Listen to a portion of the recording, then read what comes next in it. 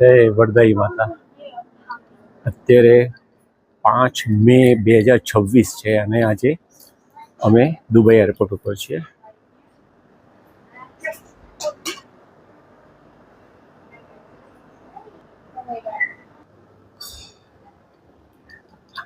Dubai airport છે આ, અને દર વર્ષે જેમ હોય છે નોર્મલી યુદ્ધ વગર જે ટ્રાફિક હોય એવો ટ્રાફિક અત્યારે નથી.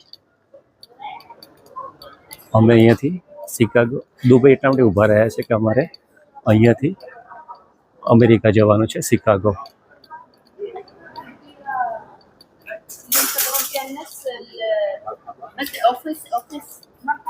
તો વરદાઈ માતા, જય મા વરદાઈની માતા, તમને પ્રાર્થના છે કે તમારા ભક્તો તમને ઘી અભિષેક કરે, તમને ગમે.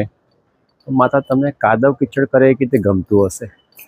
ઘી રોટલી પર, રોટલા ઉપર ચોપડીને ખાવાની વસ્તુ છે.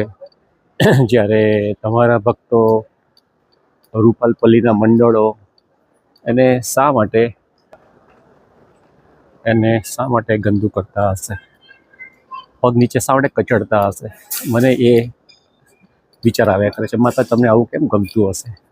અમારી મમ્મીને તો ન ગમે કે એક ચમચી પણ ઘી ઢોળાય ને ઘરમાં, અને તમે તો જગત જનની છો માતા, તો તમને કઈ રીતે ગમે છે? હા માતા, વરદાઈ માતા, આ વખતે પ્રયત્ન કરો કે ઘી અભિષેક થાય,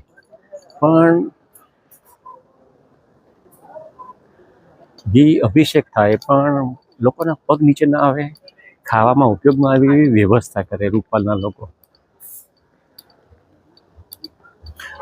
તો પલ્લી મંડળના ભાઈઓ, તમને પણ વિનંતી છે કે જુઓ આ કેટલું સરસ મજાનું દુબઈ છે, એરપોર્ટ છે, અને આવો વિકાસ તમારા રૂપાલ ગામમાં પણ થાય, અને લોકો ઘીનો સદુપયોગ કરે. જેના ત્યાં ઘી તેલ નથી અને ઘી તેલ આપવામાં આવે તો કેટલું આનંદ થાય બધાને. તો રૂપાલના પલ્લી મંડળો, તમે પણ જરા કોશિશ કરો કે ઘી સદુપયોગ થાય અને રૂપાલની પલ્લીનું મહત્ત્વ ખૂબ વધી જાય. જય વરદાઈ માતા, રૂપાલના ભાઈઓ, જય વરદાઈ માતા. ફરી મળીશું, અમેરિકાથી વાતો કરશું હવે તો આપણે. અને પલ્લી ઉત્સવો બસ હવે 4-5 મહિનાની વાર છે. જય મા વરદાઈની.